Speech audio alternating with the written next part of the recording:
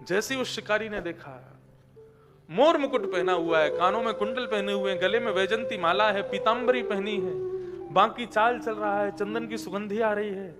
अरे ये तो वही हिरण है जिसके लिए गुरुजी बोल रहे थे। ठाकुर जी उसके सामने से विचरण करते हुए जैसे ही आगे निकल करके गए, अपना जाला उठाया उसने जिसमें हिरण को पकड़ता है, और जाला उठा करके पीछे धीमे धीमे धीमे चल करके गया और दूर से जाला फेंका ठाकुर जी के ऊपर। ठाकुर जी जैसे ही जाले में बंद हुए, जाला पकड़ करके अपने कंधे पर ठाकुर जी को बैठा लिया और लेकर के पकड़ करके जा रहा है गुरुदेव के पास। गुफा के बाहर जाकर के चिल्लाने लगा, गुरुदेव आज आपकी भूख भी दूर होगी, मेरी भूख भी दूर होगी, मिल गया आपका बताया हिरण मुझको। संत सोचने लगे पता नहीं आज किसको पकड़ के ले आया होगा।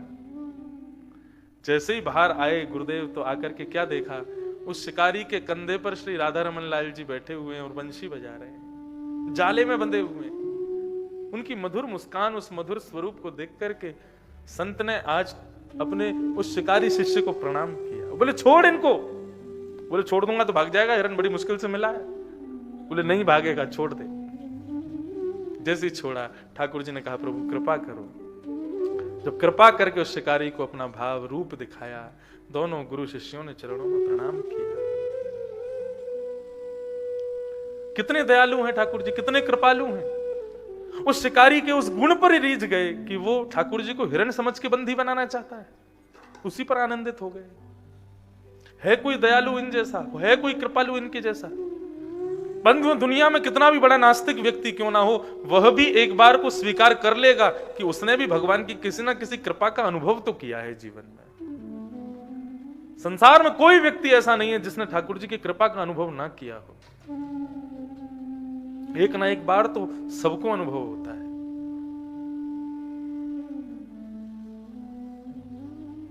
कृपा करके भगवान ने पूतना को वो गति दी जो माता यशोदा को मिलनी चाहिए। धीरे धीरे धीरे भगवान बड़े हो रहे हैं, 3 महीने के हो गए। 3 महीने के जैसे ही लाल जी हुए, आज पहली बार ठाकुर जी ने करवट बदली है, तो करवट उत्सव मनाया गया वृंदावन में। ठाकुर जी की करवट का उत्सव मना रहे हैं। पूरे ब्रजमंडल में झरा न्योता दिया गया, सारे ब्रजवासी नाचने लगे, गाने लगे। आज नंद के लाला ने करवट ली है। इतनी भीड़ इकट्ठी हो गई कि ठाकुर जी सो नहीं पा रहे थे, तो यशोदा मैया गोद में लेकर के लाल जी को गई और एक बैलगाड़ी के नीचे कपड़े बांध के झूला बनाया, उसमें ठाकुर जी को सुला दिया। बैलगाड़ी के ऊपर बहुत सारे मटके रखे थे, मटकों में गौरस रखा था, और वहीं सक्टासुर नाम का दैत्य आ गया। भगवान बोले मामा हमारे लिए खिलौने भेज रहा है, पहले गुड़िया भेजी थी, अब गुड्डा भेजा है। मैया यशोदा ठाकुर जी को सुला करके जैसी गई, भगवान ने सक्टासुर को देखा, अपना एक पांव लंबा किया और लंबा करके पीछे करके तक करके मारा, बैलगाड़ी पलट गई, सक्टासुर बैलगाड़ी के नीचे आ गया, मर गया, और भगवान गौरस के जो मटके थे फूट गए, उनके बीच में बैठ करके दही उछाल रहे हैं, यहां से घी उछाल रहे हैं और खेल रहे हैं। वहीं पे करवट लेना सीख गए हैं, करवट ले लेकर के पूरे गौरस में हो गए। आवाज हुई जोर की, सब भागे दौड़े, देखा तो महाराज बैलगाड़ी पलटी पड़ी है, एक दैत्य नीचे दबा पड़ा है और भगवान वहीं गौरस में खेल रहे हैं। यशोदा मैया ने हृदय से लगाया लाल जी को, ये बैलगाड़ी कैसे गिर गई? तो कुछ छोटे छोटे बालक वहीं खेल रहे थे, उन्होंने ये देख लिया था। वे आए, आकर के मैया से बोले मैया हम बताएं कैसे गिरी? कैसे गिरी? वो तेरो लाला है ना 3 महीना को? बोले हाँ। याने अपनो बायों पाम उठायो और उठा करके यूं लात मार दी, सो लात मारती बैलगाड़ी गिर गई। यशोदा मैया ने एक थप्पड़ दिया, चल झूठे, नेक्सो से लाला मीरो, अभी करवट लेनो सीखो, ऐसे कोमल कोमल छोटे छोटे पाम याके, और ये कैसी बैलगाड़ी? बोले मैया इतनो लंबो कर लियो याने पाम अपनो, इतनो लंबो करके मारो, सो हमारे सामने गिर गई बैलगाड़ी। श्री परीक्षित जी महाराज जी से सुखदेव जी कह रहे हैं, परीक्षित बालक झूठ नहीं बोल रहे, सच बोल रहे हैं, लेकिन अप्रेमयम बलम तस्य बालकस्य न ते विदु। यशोदा मैया का जो ममता है हृदय में अपने पुत्र के प्रति, वो ममता इस पुत्र की प्रबलता को स्वीकार नहीं कर रही है। मां की ममता, मां की वत्सलता अपने पुत्र के प्रति ऐसी होती है। पुत्र कोई विशेष क्रिया करे, पुत्र कोई अच्छा काम कर दे, मां को अच्छा इसने किया, ये कर लेता है ऐसे, उनको विश्वास ही नहीं होता। बेटा डॉक्टर बन जाए, साइंटिस्ट बन जाए, इंजीनियर बन जाए, कुछ भी बन जाए, मां से कितना भी लंबा हो जाए, मां की तब भी इच्छा होती है इसको गोद में ही उठा लूं, मैं गोद में उठा के लेके घूमती रहूं, इसको अपने गोद में ही सुला लूं, इसको अपने हाथों से ही खिलाऊं। क्यों? पुत्र के प्रति, अपने संतान के प्रति मां का सदैव वात्सल्य भाव रहता है। आज वही मातृ प्रेम का आनंद सुख प्राप्त कर रहे हैं परमात्मा इस ब्रजमंडल में। एक श्लोक सुनाता हूं। ब्रह्मा जी भगवान को खोजने के लिए निकले। कहां रहते हैं भगवान? तो ब्रह्मा जी को भगवान कहां मिले? सुनो, ब्रह्मा जी कह रहे हैं मुझे भगवान कहां मिले? श्रुतिम परे स्मृतिम परे नीतिम परे भजन्ति भवभीता अहम तु नंदम वंदे यस्यालिंदे ब्रह्मवसिता। ब्रह्मा जी से पूछा किसी ने भगवान कहां रहते हैं? बोले श्रुतिम परे। श्रुति कहते हैं वेदों को। बोले वेदों में मैंने खूब पढ़ लिया, ढूंढ लिया, लेकिन मुझको भगवान नहीं मिले। तो स्मृतिम अपरे, स्मृतियों में मैंने खोज लिया, लेकिन मुझे वहां भी भगवान नहीं मिले। नीतिम अपरे, मैंने नीतियों में भी भगवान को खोज लिया, मुझे वहां भी ठाकुर जी नहीं मिले। तो बोले फिर कहां मिले? बोले मैंने पूरे विश्व में भ्रमण भी किया, मुझे वहां भी भगवान नहीं मिले, लेकिन एक जगह मिल गए। बोले कहां पे? बोले अहम तु नंदम वृंदे। बोले जब मैं वृंदावन गया तो वृंदावन में जब मैं नंद भवन पहुंचा, नंद भवन पर जैसे ही मैंने पहुंचा तो वहां मैंने क्या देखा? पुराने जमाने में घर के बाहर ऊंची ऊंची दहलियां बनाया करते थे। क्यों? ताकि सर्प या कीड़े मकोड़े सहजता से अंदर ना घुस जाएं। आज के आप पुराने मंदिरों में भी जाओगे तो पुराने मंदिरों में भी हम लोग प्रणाम करते हैं ना, दहली को ऊंची ऊंची क्यों रहती है? प्राचीन काल का ये नियम था, ऊंची दहली बनाते थे। तो ब्रह्मा जी कह रहे हैं अहम तु नंदम वृंदे, जब मैं वृंदावन गया और उसमें भी नंद भवन के सामने से निकल रहा था, तभी मैंने क्या देखा? उस ऊंची सी दहली को नन्हा सा बालक पार करने की कोशिश कर रहा है, लेकिन इतनी ऊंची दहली है कि उसी पे ही अटक गया है। अब ना इधर उतर पा रहा है ना उधर उतर पा रहा है। छोटे छोटे बच्चे, उनको कभी बिस्तर से उतरना हो तो वो कैसे उतरते हैं? पहले दोनों पैर लटकाएंगे नीचे, उल्टे हो जाएंगे, फिर पैर लटकाएंगे, फिर धीरे धीरे चद्दर छोड़ेंगे और नीचे के अंगूठों को चलाते रहेंगे, जब तक जमीन नहीं आएगी तब तक नीचे खिसकते रहेंगे। और जैसे ही उनको नीचे अनुभव हुआ कि हाँ उतर गए, सुई छोड़ के उतर के चले जाते। लेकिन कई बार ये बच्चे कहीं ऊंचे बिस्तर पर चढ़ जाएं और ये नीचे उतरने लग जाएं और तभी इनको पैर में अनुभव हो कि नीचे तो जमीन है ही नहीं, तो फिर चिल्लाते हैं, रोने लग जाते हैं। तो ऐसे ही बालकृष्ण प्रभु भीतर से निकल रहे थे और जैसे ही इन्होंने दहली पर चढ़े, एक पांव तो लटका लिया, अब ऊपर चढ़ के जब पल्ली तरफ उतरने लगे तो इतना नीचा था कि वहीं लटक गया। अभी वहां बैठ के रो रहे हैं। तो यस्यालिंदे ब्रह्मवसिता, मैंने नंद भवन की दहली पर रोता हुआ, लदा हुआ ठाकुर जी को देखा, मैंने भगवान को देखा।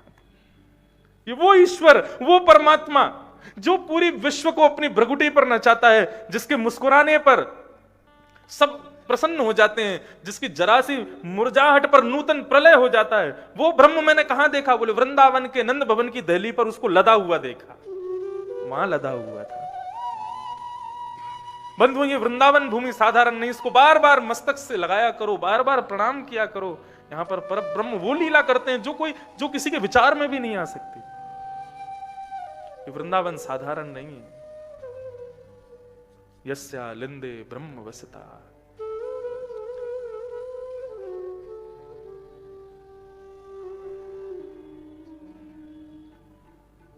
प्रेम को प्रमुख यही वृंदावन धाम, प्रेम ही ते पायो श्याम रसिया ने नाम।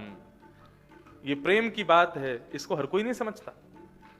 या जाने कहां गवार, प्रेम नदिया की सदा उल्टी बहे धार। कौन पावे या को पार, प्रेम नदिया की सदा उल्टी बहे धार।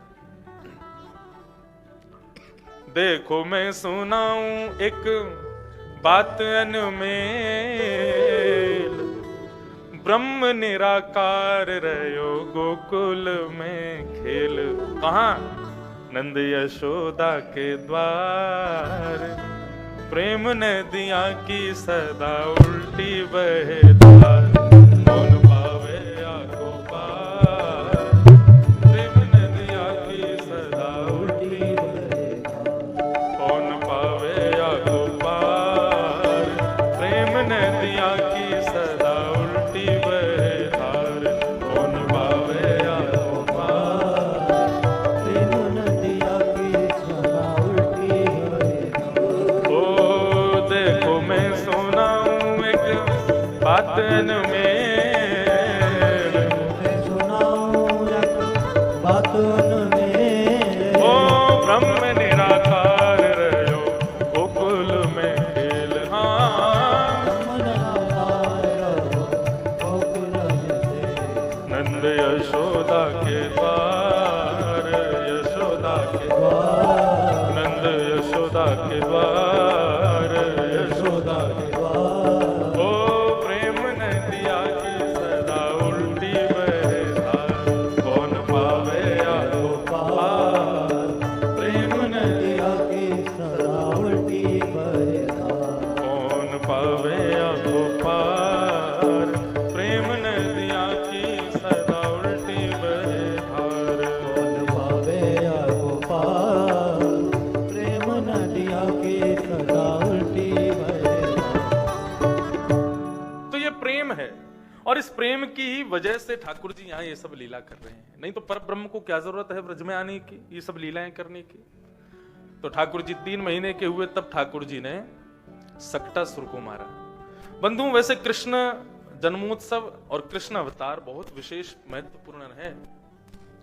भगवान के जितने भी अवतार हुए, प्रत्येक अवतार का प्रयोजन केवल कृष्ण लीला थी। वामन अवतार हुआ ठाकुर जी का, वामन बनकर के आए। तो वामन बनकर के जब भगवान बलि के यहां पहुंचे, कल हमने बड़ी जल्दी जल्दी कथा कह दी थी, तो वामन बनकर के जब भगवान बलि के यहां पहुंचे तो बलि की बहन रत्नाकर, रत्नमाला, उस रत्नमाला के हृदय में भगवान वामन को देख करके इच्छा हुई कि अरे भैया इतना प्यारा बालक आया है हमारे द्वार पर, छोटे से बन के गए थे भगवान, इतना प्यारा बालक आया है, इस बालक को मैं अपने हृदय से लगा लूं, इसको अपने पयोधर का पान करा दूं, जैसे छोटे बालक को दूध पिलाते हैं ऐसे इसको हृदय से लगा के दूध पिला दूं। भगवान रत्नमाला की ओर देखने लगे, लेकिन जैसे ही बलि ने संकल्प लिया 3 पग जमीन का, भगवान विराट हो गए और 2 पग से तीनों लोक नाप लिए। तीसरा पग देने के लिए बलि के पास कुछ नहीं बचा, बलि को शेषनाग ने आकर के बंदी बना दिया। तब वही रत्नमाला कह रही थी, अरे राम राम, ऐसा बालक तो किसी को ना मिले, ऐसे बालक को तो विष पिला करके मार देना चाहिए। भगवान बोले ठीक है, अब तुम ही पूतना बनोगे, आओ, बड़ी इच्छा है तुमको गोद में लेने की, गोद में ले लेना, फिर हमको विष भी पिला देना, दोनों इच्छाएं पूरी होंगी तुम्हारी। रत्नमाला की दोनों इच्छाएं पूरी की भगवान ने पूतना बना करके।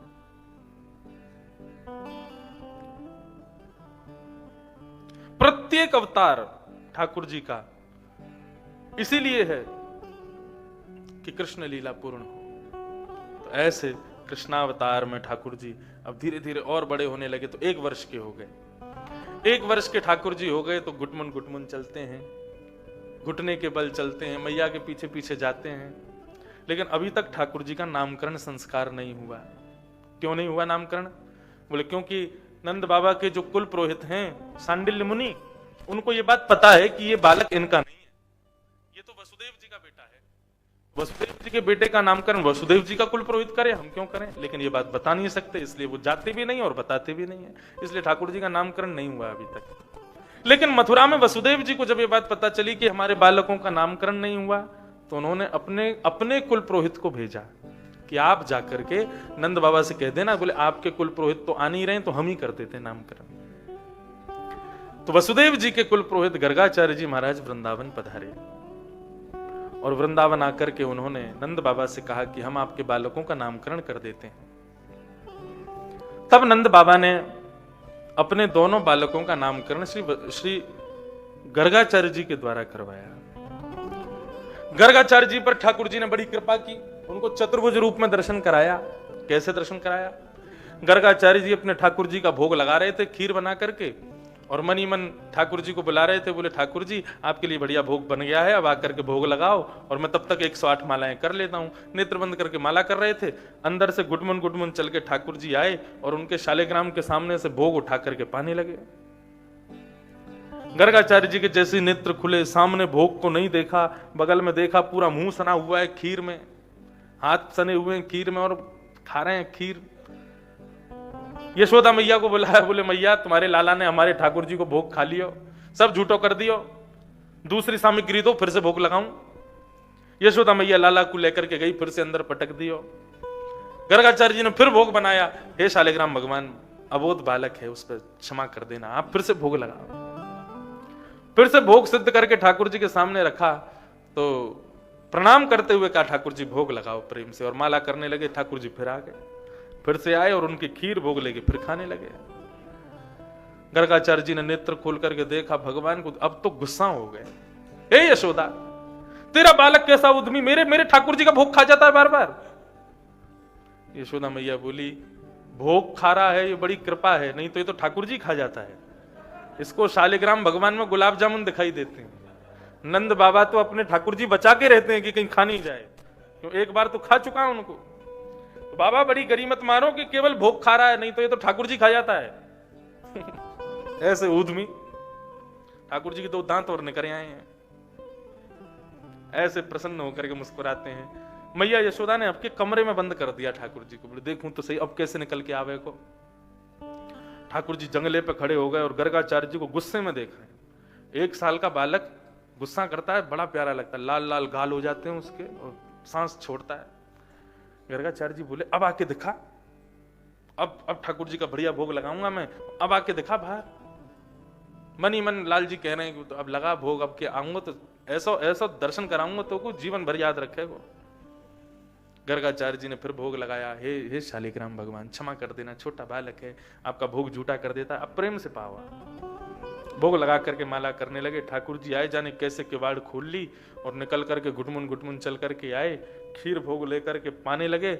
और जैसे ही पाने लगे गर्गाचार्य जी ने समझ तो गए थे कि आएगा ये, फिर से मानेगा नहीं। जैसे ही नेत्र खोल करके देखा तो नन्हे से ठाकुर जी ने ही अपने चतुर्भुज प्रकट कर दिए और शंख चक्र गदा पद्म धारण करके अपने बाल रूप में ही नारायण स्वरूप का दर्शन करा दिया।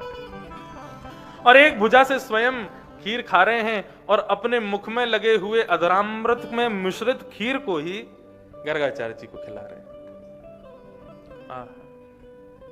कैसी अद्भुत छवि, ठाकुर जी अपने अधरामृत मिश्रित खीर खिला रहे हैं। एक बार इसी कलिकाल में लगभग 550 वर्ष पूर्व ठाकुर जी ने अपना अधरामृत दिया था श्री कुम्भनदास जी को, ठाकुर जी के मधुर सखा श्री कुम्भनदास जी। कल उनकी कथा कही थी ना मैंने। तो श्री कुम्भनदास जी महाराज रोज जाते जाकर के गिरिराज जी को पद सुनाते, रोज ठाकुर जी के सामने जाकर के कुछ ना कुछ पद भाव सुनाते। एक दिन श्रीनाथ जी बड़े मुरझाए हुए से खड़े थे। कुम्भनदास जी बोले लाल जी आप किसी बात से चिंतित हो, कोई आपको कष्ट हो तो मुझे बताओ।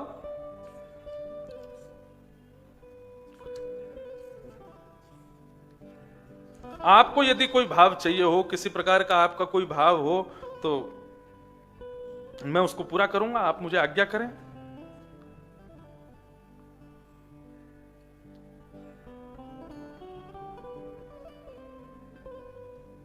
कुम्भनदास जी से भगवान बोले, श्रीनाथ जी बोले कुंभना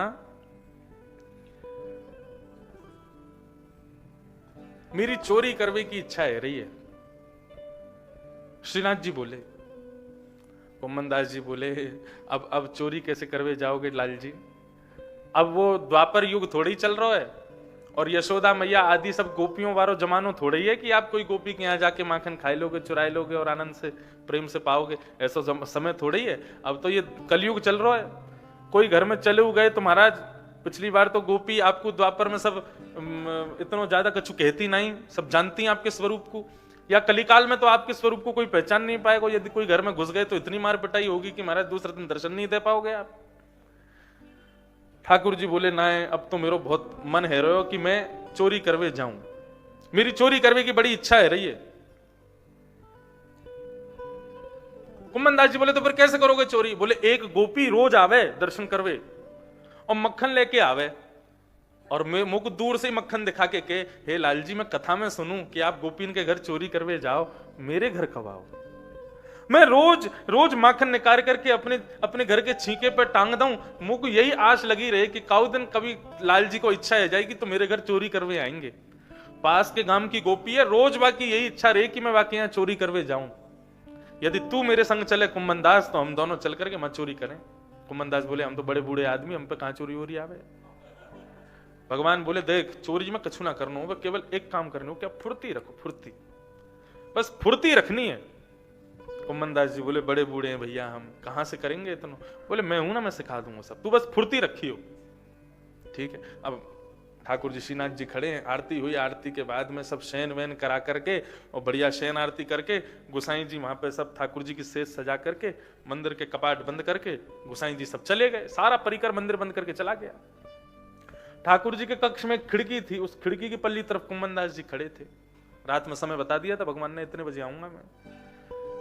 तो श्रीनाथ जी सहज हो गए, सहज होकर के खिड़की में चढ़े, खिड़की की पल्ली तरफ कुम्मनदास जी बैठे, अपने दोनों पैर लटका करके कुम्मनदास जी नीचे उतरे और ठाकुर जी उतरे और कुम्मनदास जी के कंधे पे अपने दोनों पैर लटका करके और वहां को सिर पकड़ के और ठाकुर जी चोरी करवे जा रहे हैं।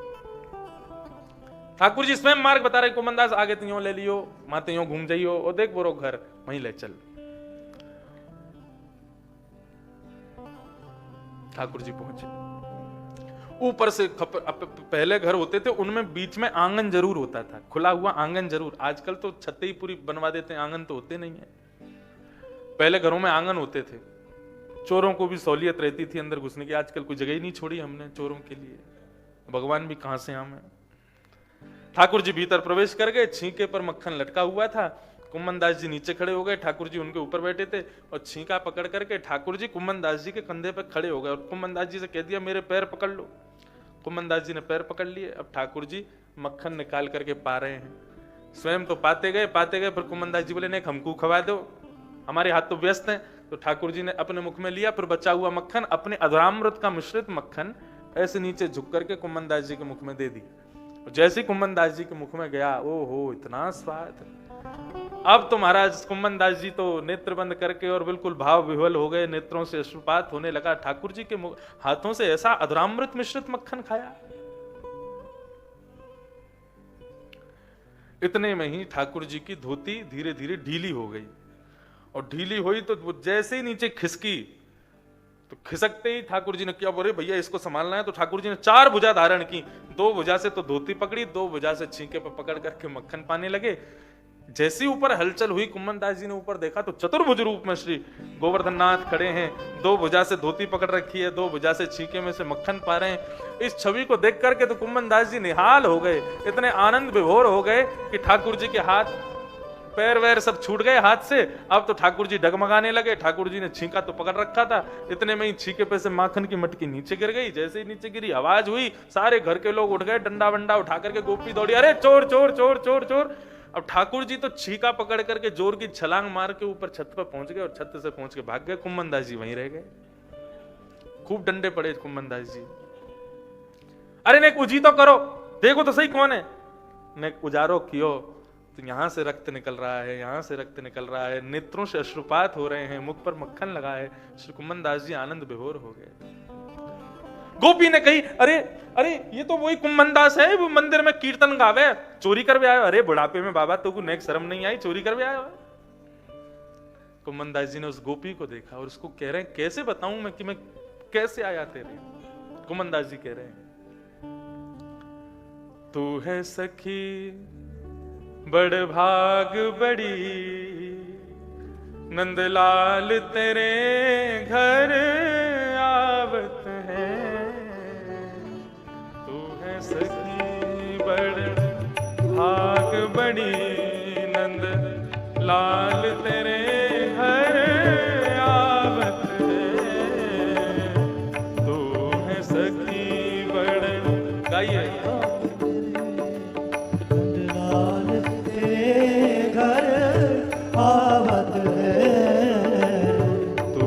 सखी बड़ भाग बड़ी, नंद लाल तेरे घर आवत है। तू है सखी बड़ भाग बड़ी नंद लाल तेरे घर आवत है। निज कर गूंथ सुमन के गजरा, निज कर गूंथ सुमन के अपने ही हाथ पहरावत है, अपने ही हाथ पहरावत है। तू है सखी बड़ भाग बड़ी नंद लाल तेरे घर आवत है। तू है सखी बड़ भाग बड़ी नंद लाल तेरे घर आवत है। तू अपनो श्रृंगार करत है, तू अपनो श्रृंगार करत है। तू अपनो श्रृंगार करत है, तू अपनो गार करत है। दर्पण तो है दिखावत है रे, दर्पण तो है दिखावत है। तू है सखी बड़ भाग बड़ी नंद लाल तेरे घर आवत है। तू है सखी बड़ भाग बड़ी नंद लाल तेरे घर आवत है। उस गोपी के हाथ पकड़ करके कुम्मन दास जी रुदन कर रहे हैं और रुदन करते हुए कह रहे हैं, बोले कि तेरे सौभाग्य की कहा कहूं मैं, अरे तू कितनी बड़भागिनी है, मैं कैसे बताऊं, किन शब्दन में बताऊं तुमको। सब कोई उनको यश गावत है, सब कोई उनको यश गावत है। पर वो तेरो यश गावत है रे, पर वो तेरो यश गावत है। तू है सखी बड़ भाग बड़ी नंद लाल तेरे घर आवत है। तू है सखी बड़ भाग बड़ी नंद लाल तेरे घर आवत है। कुंभन दास लाल गिरधर प्रभु, कुंभन दास लाल गिरधर प्रभु। कुंभन दास लाल गिरधर प्रभु। कुंभन दास लाल गिरधर प्रभु। वो तो तेरे ही हाथ बिकावत है री, तेरे ही हाथ बिकावत है। तू है सखी बड़ भाग बड़ी नंद लाल तेरे घर आवत है रे।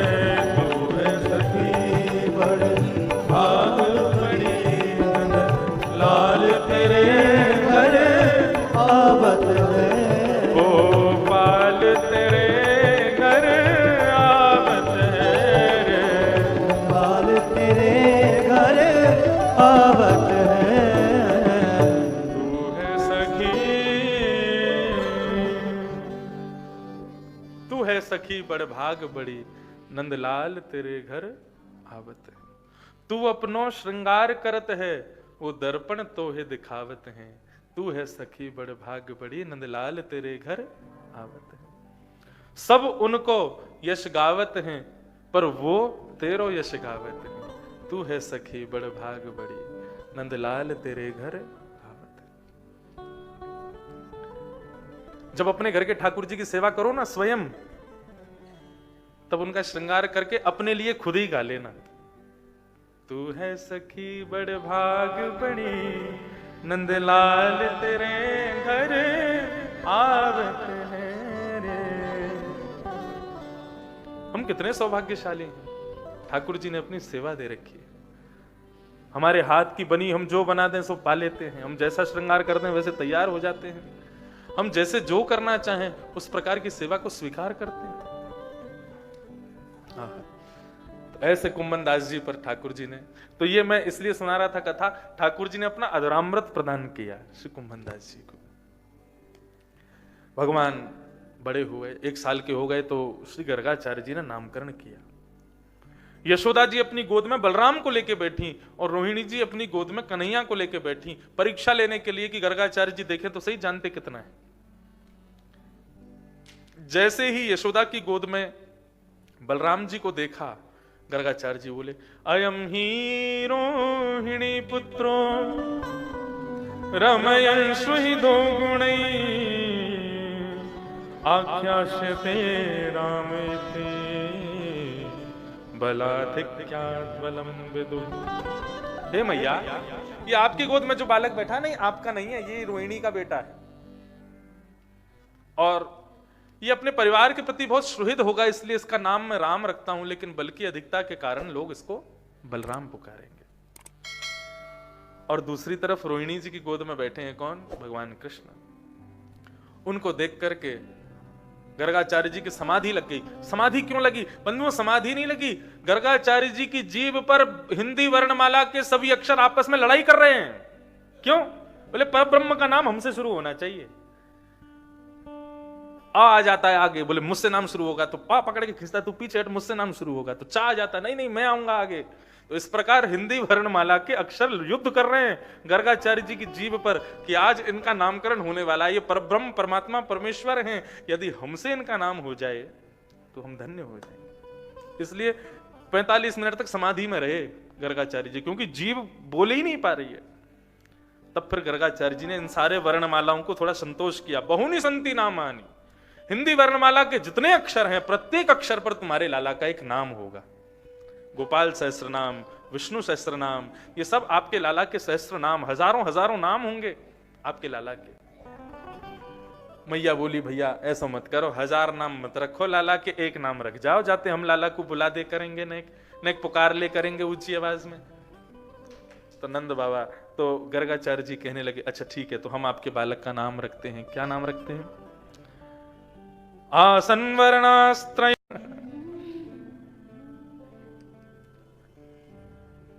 ठाकुर जी काले तो नहीं है, और जितने काले हमारे ब्रज के लाल जी हैं, इतने काला तो इंसान भी नहीं होता।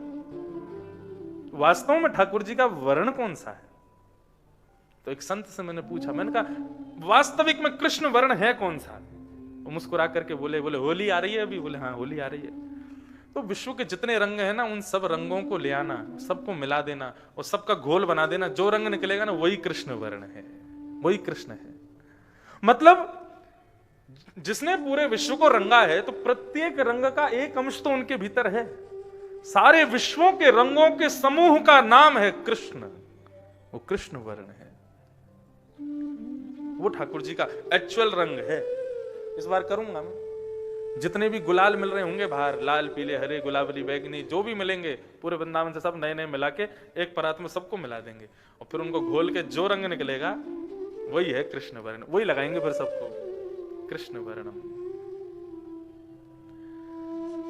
तो ये जो कृष्ण वर्ण है, इस वर्ण की वजह से ठाकुर जी का नाम रखा इदानिम कृष्णताम गतः। आपके इस बालक का नाम हम कृष्ण रखते हैं। कृष्ण शब्द का दूसरा कोई अर्थ भी तो होता होगा।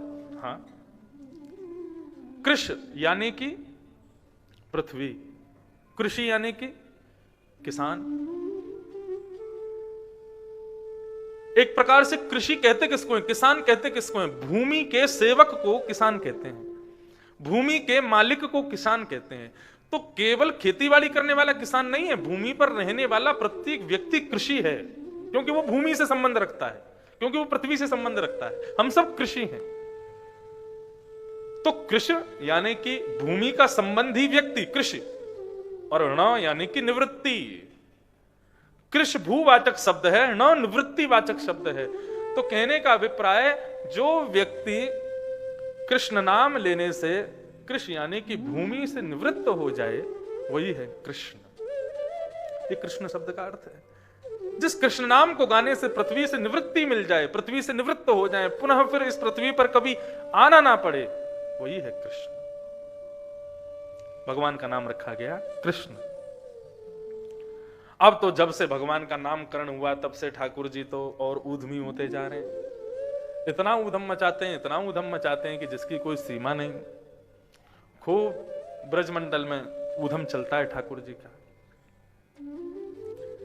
धीरे धीरे धीरे ठाकुर जी बड़े होते गए और अब ठाकुर जी बोलने लग गए। अब यशोदा मैया को देख करके कहते मैया, जैसी नंद बाबा आए तो बाबा को देख के बोले बाबा, बलराम जी आए तो बोले भैया। अब तो महाराज पूरे ब्रजमंडल में उत्सव की लहर गूंज उठी। अब तो ठाकुर जी ऐसा उत्सव मना रहे हैं महाराज, पूरे ब्रजमंडल में सब आनंद विभोर हो गए। कन्हैया ने बोलो है, आज मैया बोलो है, आज बाबा बोलो है। पूरे ब्रजमंडल में सब आनंद से गा रहे हैं। सूरदास जी इस भाव को वर्णन कर रहे हैं। सब लोग गाइएगा।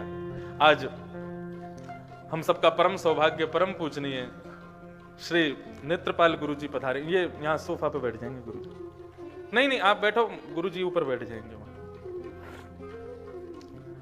वृंदावन के परम भागवत के विद्वान जो अनेक बालकों को भागवत की शिक्षा प्रदान करते हैं, ऐसे श्री नेत्रपाल गुरु जी पधारे हैं। व्यासपीठ से पूज्य गुरुदेव भगवान को बारंबार प्रणाम। सूरदास जी गा रहे हैं, कहें